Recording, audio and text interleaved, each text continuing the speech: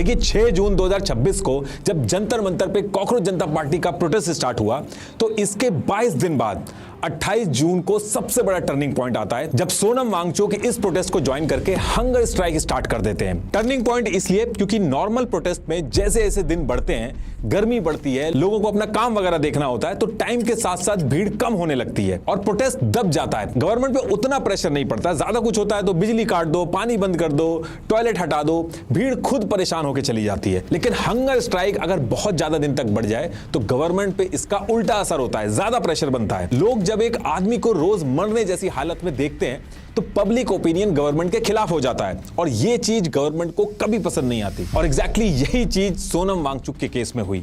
12 जुलाई के बाद जब सोनम वांगचुक की हंगर स्ट्राइक ने 2 वीक क्रॉस किए थे तो बीजेपी गवर्नमेंट के ऊपर लोगों का प्रेशर बढ़ने लगा। गवर्नमेंट के सामने दिक्कत यह थी कि गवर्नमेंट वांगचुक को ऐसे छोड़ नहीं सकती थी। डे बाय डे लोगों की सिंपैथी वांगचुक के साथ जा रही थी और अगर गलती से भी उनको कुछ हो जाता तो एक अवार्ड विनिंग एक्टिविस्ट गवर्नमेंट की आंखों के सामने देश की राजधानी में भूखा मर गया, ये लाइन बीजेपी गवर्नमेंट का कभी पीछा नहीं छोड़ती। और अगर दूसरे ऑप्शन में पुलिस भेज के जबरदस्ती करके टेंट वगैरह हटा दिया जाता, सबको भगा दिया जाता, तो एक 60 साल का आदमी जो वायलेंस नहीं कर रहा है, शांति से लेटा हुआ है, उससे लोग गवर्नमेंट से और ज्यादा गुस्सा होते। और तीसरा ऑप्शन यह था कि धर्मेंद्र प्रधान को रेजिग्नेशन करवा दो, सब अपने आप बंद हो जाएगा। लेकिन उसमें भी दिक्कत यह थी कि बीजेपी गवर्नमेंट वीक दिखेगी। ऑपोजिशन में एक ऐसा मैसेज जाता कि अगर ढंग से प्रोटेस्ट करवा दिया तो इस गवर्नमेंट को कभी भी झुकाया जा सकता है। इनफैक्ट डिफेंस मिनिस्टर ने खुद कहा था कि ये एनडीए की सरकार है, यहां मंत्रियों के इस्तीफे नहीं होते। तो ये जो टाइम चल रहा था, इस टाइम पे इसी तरीके की जद्दोजहद चल रही थी। इन सारे ऑप्शन में से किसी एक ऑप्शन को चूज करने की बजाय प्रोटेस्ट के अंदर एक अलग चीज हो जाती है। होता क्या है कि 15 जुलाई को दिल्ली हाई कोर्ट में एक पीआईएल डाली जाती है कि वांगचुक जो है उनकी हालत बहुत खराब हो गई है, जान तक जाने का रिस्क है, उनको फोर्स फीडिंग करवाई जानी चाहिए ताकि उनकी जान बच सके। लेकिन इसमें अब ध्यान देने वाली बात यह है कि ये जो पीआईएल डाली थी, ना तो वांगचुक के किसी दोस्त ने डाली थी, ना फैमिली, ना सीजेपी ने, बल्कि एक प्राइवेट फर्म के एडवोकेट राकेश कुमार सैनी ने डाली, जिनका वांगचुक से दूर दूर तक कोई लेना देना नहीं था। और बस यहीं से सोशल मीडिया पे ट्वीट शुरू हो गए और ये क्लेम होने लगे कि पीआईएल बीजेपी ने करवाई ताकि वांगचुक को हटाने का लीगल रास्ता देखा जाए। लेकिन ऑनलाइन प्रेजेंस जो थी उसमें इनका लिंक बीजेपी से कोई नहीं निकला। तो अब जब ये पीआईएल डली तो इसके अगले दिन 16 जुलाई को कोर्ट ने ऑर्डर दे दिया कि सोनम वांगचुक के केस में मेडिकल इंटरवेंशन की जरूरत है। लेकिन इस ऑर्डर में एक चीज याद रखिएगा कि इस ऑर्डर में कहीं भी फोर्स फीडिंग या वांगचुक को प्रोटेस्ट साइट से हटाने की बात नहीं कही गई थी। लेकिन जब ये ऑर्डर आया तो गोली की स्पीड से काम होना शुरू हो गया। सेम डे आरएमएल, सफदरजंग और लेडी हार्डिंग मेडिकल कॉलेज को सेलेक्ट करके आरएमएल को नोडल हॉस्पिटल बनाया गया और सुबह शाम वांगचुक की हेल्थ की मॉनिटरिंग स्टार्ट हो गई। अब देखिए ये तो वो काम था जो फाइल पे दिख रहा था, लेकिन सेम टाइम पे कुछ चीजें और हो रही थी जो फाइल पे नहीं थी। जब ये सारी चीजें चल रही थी तो इस टाइम पे दिल्ली के पुलिस कमिश्नर थे सतीश गोलचा और इनके नीचे जो डिपार्टमेंट था, ये जो पूरी सिचुएशन चल रही थी इसको लेके कुछ तैयारी कर रहे थे। अब वो तैयारी क्या कर रहे थे ये अभी बाहर नहीं आया, लेकिन तैयारी चल रही थी और इसी से रिलेटेड कुछ डिटेल्स जो थी वो डिपार्टमेंट से लीक हो गई। अब इसके अगले ही दिन 17 जुलाई को यूनियन होम मिनिस्ट्री ने सतीश गोलचा को हटा के उनकी जगह आईबी के स्पेशल डायरेक्टर अनुराग कपूर को दिल्ली पुलिस कमिश्नर बनाया गया। सतीश गोलचा जो थे उनका टेन्योर 2027 तक था। एक कमिश्नर को ऐसे बीच में हटाया जाना ये नॉर्मल चीज नहीं है। इस इंसिडेंट से आप इस पूरी सिचुएशन की इमरजेंसी समझ सकते हो। आम आदमी पार्टी के संजय सिंह ने डायरेक्ट एलिगेशन लगा दिया कि ये सब वांगचुक को अरेस्ट करवाने के लिए किया जा रहा है। अब देखिए 16 जुलाई को कोर्ट का ऑर्डर आया, 17 तारीख को दिन में सतीश गोलचा को हटा के अनुराग कुमार को पुलिस कमिश्नर बनाया गया। मतलब कि कुछ घंटे पहले अनुराग कुमार आईबी में थे। इनकी पूरी जिंदगी इस तरीके के सीक्रेट प्लान बनाने में गुजरी और कमिश्नर बनने के कुछ ही घंटों बाद यानी कि 17 जुलाई को रात को इन्होंने जितने भी न्यू दिल्ली डिस्ट्रिक्ट के स्पेशल कमिश्नर ऑफ पुलिस थे इन सबको एक मीटिंग के लिए बुलाया और इसी मीटिंग में सोनम वांगचुक को जंतर मंतर से उठाने का प्लान बना। अब यहां पे क्वेश्चन ये है कि ये जो प्लान था ये आखिर था क्या।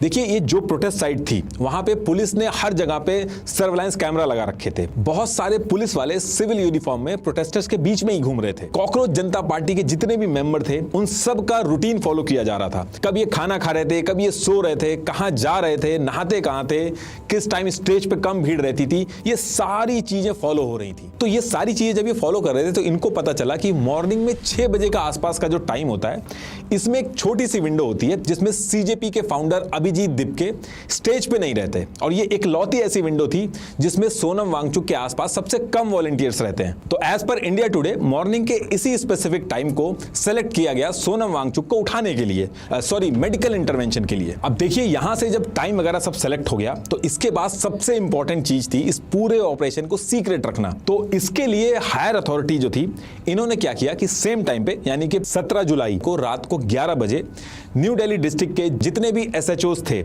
उनके पास एक मैसेज भेजा कि 20 तारीख से पार्लियामेंट का सेशन शुरू हो रहा है। तो इसके लिए आप सब लोग अपने साथ 10-10 पुलिस वाले लेके मॉर्निंग में 3 बजे पार्लियामेंट स्ट्रीट थाना जो है वहां पे पहुंच जाना। और जब ये मैसेज डाला गया 11 बजे के करीब ये मैसेज डाला गया था, इन्हीं सब के बीच में 1 घंटे बाद 12:03 पे प्रोटेस्ट साइट से सोनम वांगचुक ने भी एक वीडियो अपलोड कर दी जिसमें उन्होंने कहा कि 20 जुलाई को सब लोगों को इकट्ठा होकर पार्लियामेंट की तरफ मार्च करना है। तो अब इसके कुछ ही देर बाद 3 बजने वाले थे और जैसे ही मॉर्निंग में 3 बजते तो उस समय 18 जुलाई हो चुकी थी।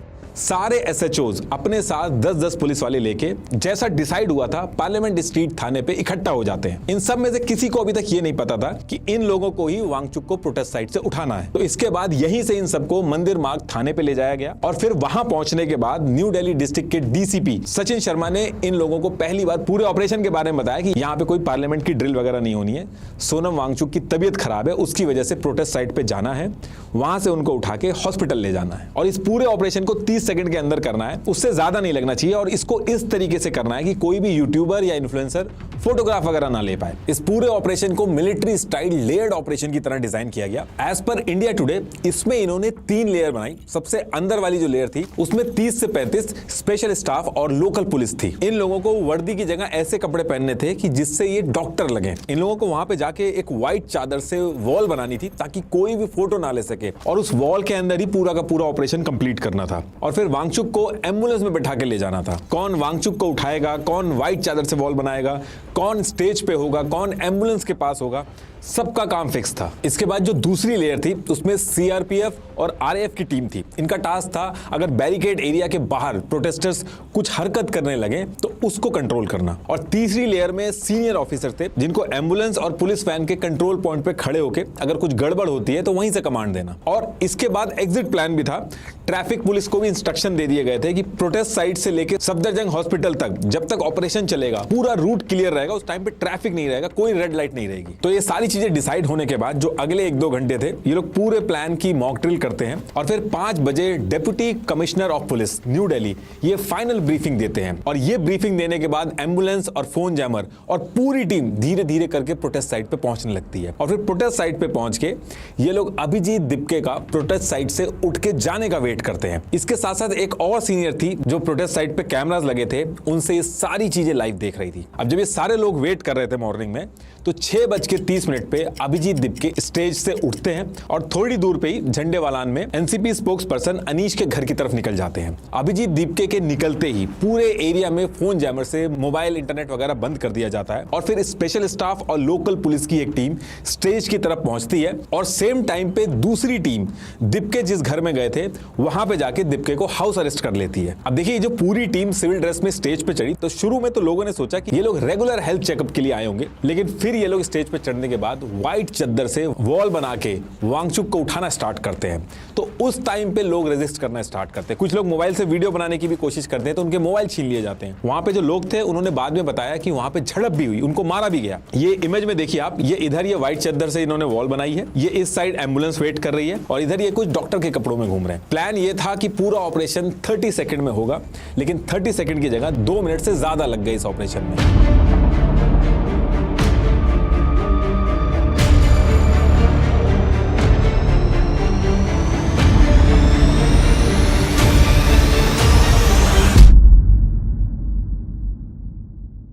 और फिर उसके बाद 7:40 पे ये लोग सोनम वांगचुक को सफदरजंग हॉस्पिटल के इमरजेंसी ब्लॉक के 8th फ्लोर में शिफ्ट कर देते हैं और शिफ्ट होने के बाद दूसरी तरफ जो अभिजीत दिपके को हाउस अरेस्ट किया था उसको भी छोड़ देते हैं। इसके बाद 10 फुट का बैरिकेड लगाया जाता है प्रोटेस्ट साइट के ऊपर और इलेक्ट्रिसिटी की सप्लाई जो थी वो काट दी जाती है। इनफैक्ट अगले 1 घंटे तक मोबाइल नेटवर्क बंद रखा जाता है। सीजेपी प्रोटेस्ट के साथ थोड़ी दूर पे ऑल इंडिया स्टूडेंट्स एसोसिएशन आइसा के नेहा, अमीन और मनीष ये भी प्रोटेस्ट पे बैठे थे। यहां भी एक पुलिस की टीम भेजी भेजी जाती है, लेकिन तब तक इन लोगों को पता चल चुका था कि ये आम कपड़ों में पुलिस वाले ही हैं। तो इन लोगों ने ह्यूमन चेन बना के उन लोगों को ले जाने से रोक दिया। अब सोनम वांगचुक सफदरजंग हॉस्पिटल में थे, उसी हॉस्पिटल में इनकी वाइफ भी पहुंचती हैं और पहुंचने के बाद उनको सोनम वांगचुक का पोटेशियम लेवल जो था 2.9 बताया जाता है। अब क्वेश्चन ये है कि ये जो 2.9 पोटेशियम लेवल है, ये नंबर इंपॉर्टेंट क्यों है? देखिए, पोटेशियम बहुत ज्यादा गिर जाना दिल के लिए बहुत ज्यादा खतरनाक होता है। मतलब कि इस सिचुएशन में ये वो नंबर हो गया था जो डिसाइड करने वाला था जो मरीज है वो हॉस्पिटल में रखना जरूरी है या नहीं। लेकिन ये नंबर देख के वांगचुक की जो वाइफ थी, उन्होंने कहा कि कल यानी कि 17 जुलाई को 4:16 पे पोटेशियम लेवल जो था वो 4.3 नॉर्मल रेंज में था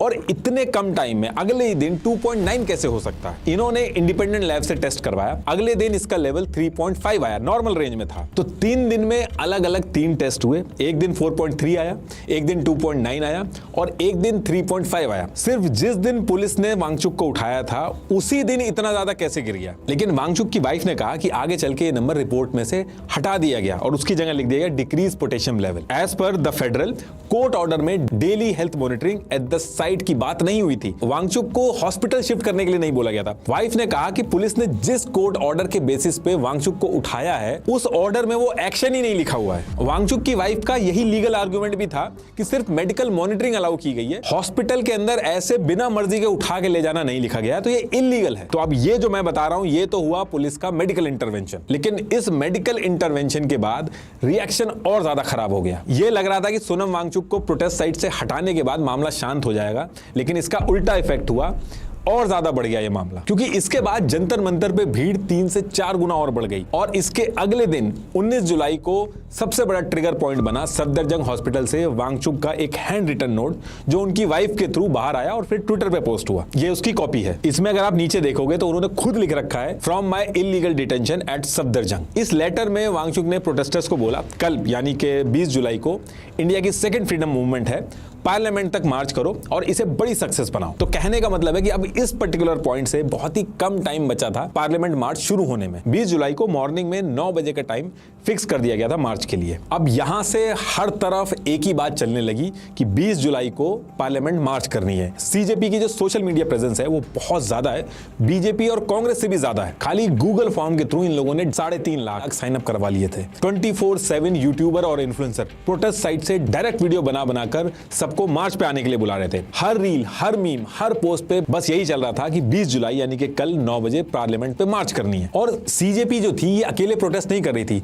students federation of India, all India students association, all India students federation, ये भी इनके साथ मिलकर प्रोटेस्ट कर रहे थे। जब वांगचुक हंगर स्ट्राइक पे थे तो ऑल इंडिया स्टूडेंट्स के 6 और स्टूडेंट भी स्ट्राइक पे थे। और इन लोगों की सबसे बड़ी पावर थी इनका कैंपस नेटवर्क, ये बहुत स्ट्रांग था। डीयू, जेएनयू, जामिया, हर कैंपस में इनके यूनिट, इनके लीडर, व्हाट्सएप ग्रुप, स्टूडेंट्स को मोबिलाइज करने का रेडीमेड स्ट्रक्चर इनके पास पहले से ही था। तो इन्होंने भी अपनी सारी मशीनरी यूज करके स्टूडेंट्स को पार्लियामेंट मार्च में पहुंचने के लिए कहा। इसके साथ 23 लाख लोगों ने नीट का एग्जाम दिया था। 23 लाख बच्चे मतलब 23 लाख परिवार, 1 करोड़ से ज्यादा लोग थे। इसका आधा % भी बहुत होता है। इंडिया के अलग अलग स्टेट से ये लोग भी दिल्ली की तरफ मार्च करने पहुंचने लगे। और इसके साथ साथ ऑपोजिशन पार्टी जितनी थी, इन लोगों का खुद का कैडर बहुत बड़ा है, इन लोगों की खुद की स्टूडेंट विंग्स है, तो इन्होंने इनको भी बुला लिया। प्रोटेस्ट अभी अगले दिन होना था, लेकिन 19 जुलाई की रात से ही भीड़ बहुत ज्यादा बढ़ गई। टाइम्स मैगजीन ने कहा 20,000 प्रोटेस्टर थे, द कैरावन ने कहा 50,000 थे। अब एक्चुअल कितने थे ये तो नहीं पता था, लेकिन इतनी छोटी सी जगह में ये बहुत बड़ा नंबर हो गया था। अब मार्च तो अगले दिन होना था, लेकिन 19 जुलाई को ही जब इस तरीके से भीड़ बढ़ने लगी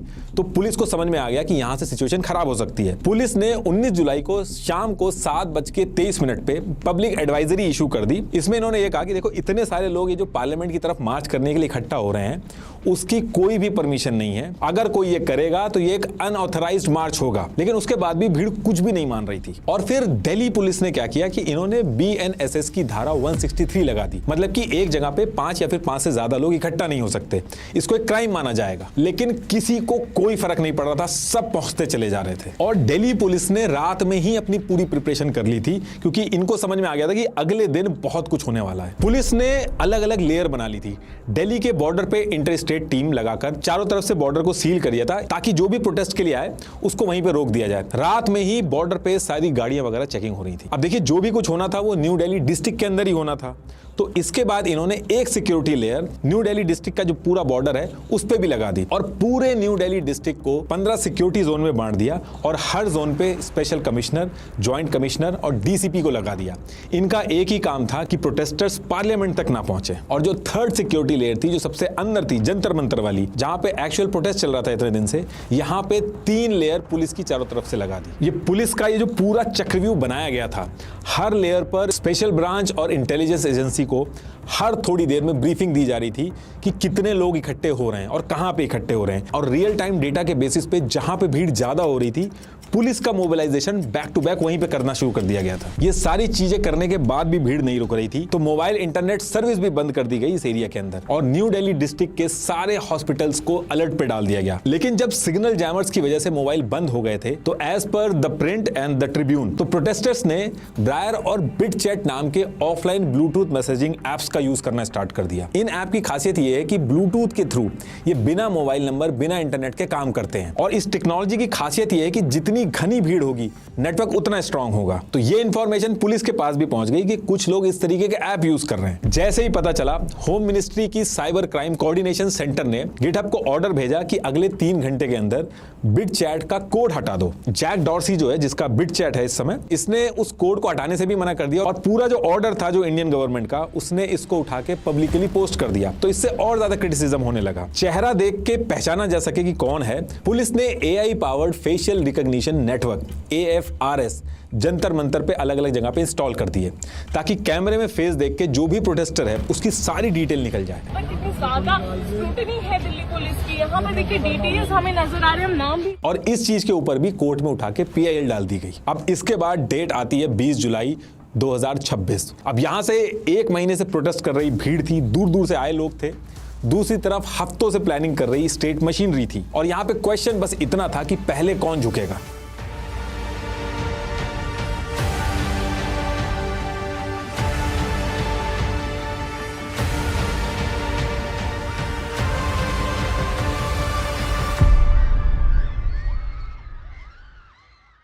अब इसी टाइम पे जंतर मंतर पे एक पत्थरों से भरा हुआ ट्रक खड़ा हुआ मिलता है। अब दिल्ली के बीचों बीच हर तरफ जहां पे पुलिस की बैरिकेडिंग लगी हुई है, पत्थरों के साथ ये ट्रक पहुंचा कैसे? इस पे CJP ने एलिगेशन लगाए कि पत्थरबाजी के केस में फंसाने के लिए पुलिस ने ये किया है। ये जो ट्रक था, इसका नंबर था HR63E6865। जब इसकी इंक्वायरी की गई तो पता चला कि ये ट्रक 4 दिन पहले 16 जुलाई को एक केस के अंदर दिल्ली पुलिस ने सीज किया था। ये उस FIR की कॉपी है। और सीज करने के बाद इस ट्रक को पार्लियामेंट स्ट्रीट थाना जो था वहां पे पहुंचा दिया गया था। तो अब यहाँ पे क्वेश्चन ये है कि जो पुलिस का ट्रक जो कि सीज हो चुका था, वो वहां तक पहुंचा कैसे? प्रोटेस्टर्स जो थे, उनका प्लान ये था कि 9 बजे ये सारे लोग जंतर मंतर पे इकट्ठा होंगे और फिर वहां से ये लोग प्रेसिडेंट द्रौपदी मुर्मू जी के नाम एक लेटर लिख के पार्लियामेंट के गेट नंबर 38 तक जाएंगे और ये लेटर प्रेसिडेंट को देके वापस आएंगे। तो सारी चीजें सेट थी। मॉर्निंग में ये लोग, सोनम वांगचुक की जो वाइफ थी, वो हॉस्पिटल में थी, तो उनका वेट कर रहे थे कि वो हॉस्पिटल से जब आएंगी तो CJP के फाउंडर अभिजीत दीपके उनके साथ मिलके पूरे मार्च को लीड करेंगे। लेकिन वांगचुक की जो वाइफ थी, उनको आने में लेट होता जा रहा था और जितना लेट हो रहा था उतनी भीड़ बढ़ती चली जा रही थी। और भीड़ का जो प्रेशर पॉइंट था वो 2 जगह से मेनली ट्रिगर हो रहा था। अलग अलग जगह था लेकिन मेन 2 जगह थी। एक तो जंतर मंतर था, दूसरा मेट्रो स्टेशन था। तो पहला पॉइंट तो जंतर मंतर था। जंतर मंतर में पुलिस ने क्या किया था कि सारे जो एग्जिट थे उनको सील कर दिया था और एक गेट खोला था और जो प्रोटेस्टर आ रहे थे उनको एंट्री दे दी जा रही थी, लेकिन बाहर निकलना अलाउ नहीं किया गया। मतलब कि जंतर मंतर पे रहो, पार्लियामेंट की तरफ नहीं जाने देंगे। और ये जो आइडिया था, ये पुलिस को एक तरह से उस टाइम पे बैकफायर भी कर गया, क्योंकि इस पूरे कॉन्सेप्ट में भीड़ बढ़ तो सकती थी जंतर मंतर पे, लेकिन घट नहीं सकती थी। तो ये वाला जो पॉइंट था, ये एक प्रेशर कुकर की तरह बनने लगा जो अब बस थोड़ी देर में फटने वाला था। तो एक तो ये जंतर मंतर वाला जो पॉइंट था, ये था। दूसरा ट्रिगर पॉइंट था जो 5 मेट्रो स्टेशन से प्रोटेस्टर्स आ रहे थे। तो पुलिस ने पहले तो उनको रोकने की कोशिश की, जब वो नहीं रुक रहे थे तो वहीं मेट्रो स्टेशन पे बैरिकेडिंग लगा दी। तो ये 2 बड़े बड़े पॉइंट बने जहां पे भीड़ हर सेकंड बढ़ रही थी और पुलिस के लिए हर सेकंड इनको रोकना मुश्किल होता जा रहा था। ये जो इमेज आप देखोगे, इसमें पार्लियामेंट तक पहुंचने वाली जितनी भी रोड्स हैं जिस पे ये डॉट लगा हुआ है, ये सारे बैरिकेडिंग लगे हुए थे। तो अब इसके थोड़ी देर बाद ही वांगचुक की जो वाइफ थी वो 10 बजे जंतर मंतर पे पहुंच जाती है और फिर CJP के फाउंडर अभिजीत दीपके जूस पीकर अपना अनशन तोड़कर अनाउंस करते हैं कि संसद मार्ग की तरफ चलो। लेकिन ये बोलने के तुरंत बाद अभिजीत दीपके जो थे वो स्टेज के पीछे की तरफ गए। तो कुछ लोगों को लगा कि अभिजीत दीपके को ही फॉलो करना है, तो भीड़ का एक ग्रुप दीपके के पीछे ही स्टेज के पास रह गया और दूसरा ग्रुप जो मेन गेट की तरफ था वो अलग डायरेक्शन में बढ़ने लगा। दूसरा जो मेट्रो स्टेशन पे पुलिस भीड़ को रोक रोक रही थी, ये मार्च वाली बात जब वहां तक पहुंची तो वो लोग भी कंट्रोल से बाहर हुए और आगे बढ़ने लगे। लेकिन इसमें सबसे बड़ी दिक्कत ये हुई कि जो लीडर थे जिनको मार्च लीड करनी थी, वांगचुक हॉस्पिटल में थे, दीप के पीछे साइड रह गए थे, बाद में ट्रक में आ गए। सौरभ दास और आशुतोष रंका ये जेपी नड्डा के पास थे। सारे ऑपोजिशन लीडर कहां गायब हो गए पता ही नहीं चला। तो ये जो लीडरलेस भीड़ थी, इनको कुछ समझ में ही नहीं आ रहा था। तो यहां से भीड़ ने क्या किया कि जो जिस लोकेशन पे था वहीं से बिना किसी कोऑर्डिनेशन के पार्लियामेंट की तरफ पहुंचने लगा। और यही वो पॉइंट था करीब 11 बजे जब सारी चीजें हाथ से बाहर होने लगी। सबसे पहले बैरिकेड तोड़ के प्रोटेस्टर्स एसबीआई बिल्डिंग को क्रॉस करते हैं। 11:15 पे पार्लियामेंट स्ट्रीट पुलिस स्टेशन के बैरिकेड के आगे निकलते हैं। 11:45 पे पटेल चौक और 11:54 पे केरला हाउस। और यहीं से जब भीड़ आउट ऑफ कंट्रोल हुई तो पुलिस ने लाठीचार्ज करना स्टार्ट कर दिया। क्या कर रहे हो? क्या कर रहे हो? तो पहली चीज तो पुलिस की प्रिपरेशन इस तरीके की होनी चाहिए थी कि ये नौबत ही नहीं आती। और जब ये नौबत आ चुकी थी तो पुलिस को कमर के ऊपर मारना अलाउड नहीं था, लेकिन लाठियों से सर फोड़े गए। गुलामी के टाइम पे उन्होंने गोली मारी, आपने लाठी मारी। किसी का पैर टूटा, कई बेहोश हो गए। एक होता है डंडे से डरा के भीड़ को दूर करना, एक होता है खुंदक निकालना।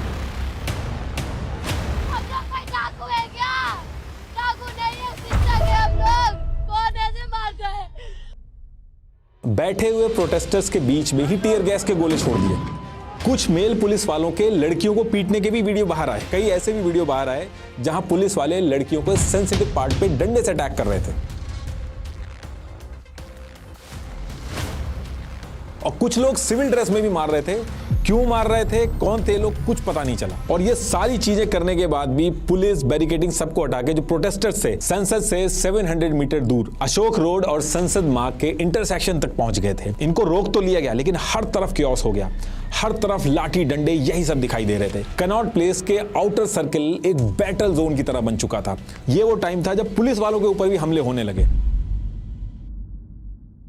पुलिस ने कहा कि पैलेट गन जो थी वो नहीं चलाई, लेकिन दिल्ली पुलिस का अपना रजिस्टर होता है जिसमें पुलिस अपने ही ऑपरेशन की डिटेल्स लिखती है। जनरल डायरी बोलते हैं उसको। As per Times of India Parliament Street थाने की जनरल डायरी में लिखा था 55 round non electrical shell, 15 round electrical shell, 5 tear gas grenade और 2 राउंड एंटी राइट गन और plastic pellet. As per Times of India ये सारी चीजें डीसीपी रैंक ऑफिसर के ऑर्डर पे की गई। अब देखिए, इस प्रोटेस्ट के अंदर बाहर के एलिमेंट थे या ऑपोजिशन के लोग थे, ये बहस चलती रहेगी। लेकिन एक बात से हर कोई एग्री कर रहा है कि इस प्रोटेस्ट में वो स्टूडेंट्स और यूथ भी थे जिनके जेन्युइन इशू थे। एक गरीब आदमी के लिए इस एग्जाम के अलावा और कोई रास्ता नहीं है गरीबी से बाहर निकलने का। लेकिन इसमें भी अमीर लोग अपने पैसे और अपने बड़े कनेक्शन का यूज करके पेपर खरीद लेते हैं। पेपर लीक करा के ये लोग गरीबों का हक मारते हैं। पेपर लीक सिर्फ एक बार नहीं हुआ है, बार बार पेपर लीक हो रहे हैं। पिछले 1.5 साल से मैं खुद इन मुद्दों के ऊपर वीडियो, ट्वीट, शॉर्ट्स, रील सब बना चुका हूं। यूपीएससी का एग्जाम लीक नहीं होता, मतलब एक मैकेनिज्म तो है देश के पास जिससे पेपर लीक रोका जा सकता है। तो फिर ये नीट, एसएससी,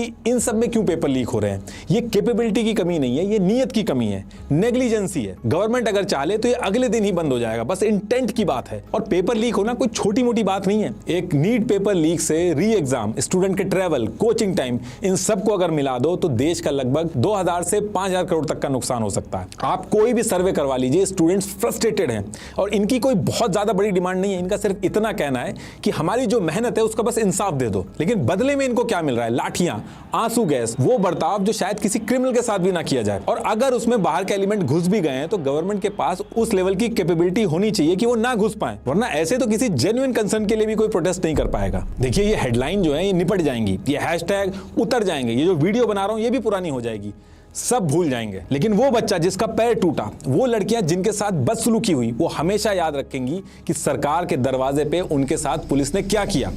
वो पुलिस जिसका काम था उनको प्रोटेक्ट करना।